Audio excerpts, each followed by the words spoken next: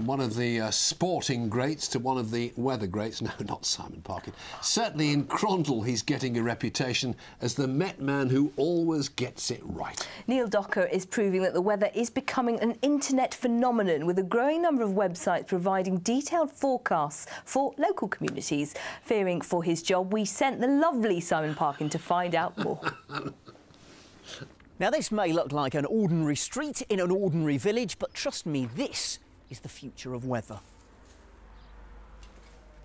See, now it looks just like an ordinary garden now. I expect it's a windsock or something. No, it is an ordinary garden, but I suppose an ordinary garden with a slight difference, Simon, in that we do have a little bit of technology in the garden which actually traps all of the weather every 3 to 5 seconds. We don't have a great deal of kit, but we have an anemometer catching all of the wind, direction and speed. Quite breezy today. It is, it's blowing quite nicely up there. And then we simply have a rain collector, and we have a pressure sensor, a barometer and a temperature, and all of the information is collected and then wirelessly sent from here up to the nerve centre up in the Home Office. So you're constantly updating the information that's there? All the time. And this is how it ends up on the web? Yes, it is, Simon, and all the information is translated from data into a nice, friendly, animated version of the website, which again is updated every 3 to 5 seconds, and it's specific local data to Crondall. So, for example, you can see that the wind dials are showing the direction of the wind, we're showing the strength of the wind, and you actually see the dials changing as the wind blows. In addition to live data, we also have a specific local forecast based on the trends which we've seen over the last 36 hours. So forgive me for asking, Neil, but are you a bit of a weather obsessive? No, I'm not a weather obsessive. I'd say I'm a weather enthusiast. I have a keen interest. And who are the people who are using your website? As an example, when we had the big snows back in February, yep, we had over 600 people came onto the site when the snows came, and they came from over 40 countries. Presumably this is really handy for if you're planning a school trip, check which day is the best day to go on. It is. I'm a keen golfer, and many of the golfers from the golf club will log on to the site before they play to check the local conditions.